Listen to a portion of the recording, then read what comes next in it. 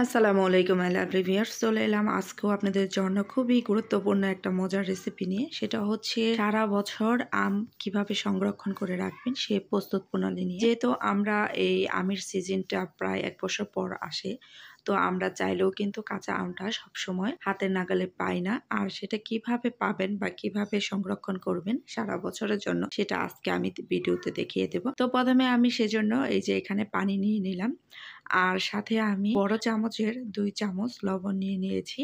তো এখন পানির সাথে এই লবণটাকে মিক্স করে নিচ্ছি। তারপর এখন আমি এটাকে বয়েল করে নিব। তবে এটা অবশ্যই ৭ থেকে ৮ মিনিটের জন্য জাল করে নিবেন। তো এটা বয়েল হয়ে এসেছে, দেখে তো অবশ্যই বুঝতে পারছেন।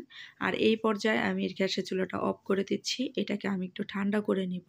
তো এখন যে কাজটা করব সেটা হচ্ছে আম সুন্দর করে ধুয়ে ভালো করে টিস্যু দিয়ে একটু মুছে নিতে হবে, যাতে করে একটু পানি না থাকে।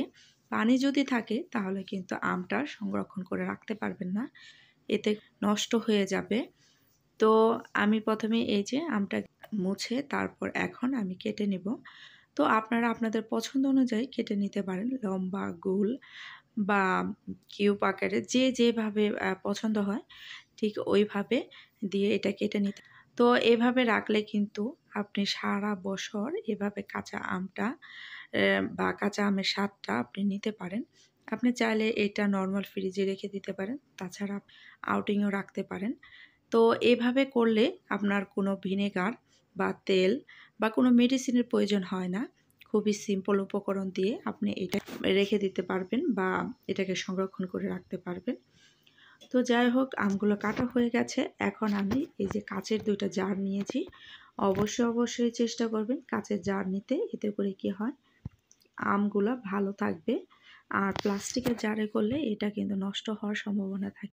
তো অবশ্যই জার যেন কাচের হয় সেদিকে খেয়াল রাখতে হবে। তো আমি এই যে কাচের জারের মধ্যে এই যে কিউবগুলো দিয়ে দিচ্ছি।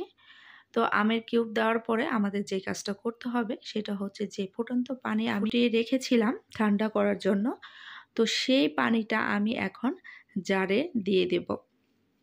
আর অবশ্যই খেয়াল রাখবেন যেন আমের চাইতে পানিটা যেন বেশি থাকে, মানে আমের উপরে থাকে যেন পানি, এদিকে খেয়াল রাখতে হবে। তা না গেলে কিন্তু উপরের আমগুলো নষ্ট হয়ে যাওয়ার সম্ভাবনা থাকবে। ফুটন্ত পানিগুলা আমি এখন আমের উপরে দিয়ে দিচ্ছি, দিয়ে এখন ভালো করে ক্যাপটাকে আটকে নিতে হবে, যাতে করে ভিতরে কোনো পরিমাণ বাতাস না ঢোকে, এদিকে খেয়াল রাখতে হবে। তো এইগুলো দিয়ে নিলাম, এখন আমি এটাকে রেখে দেব।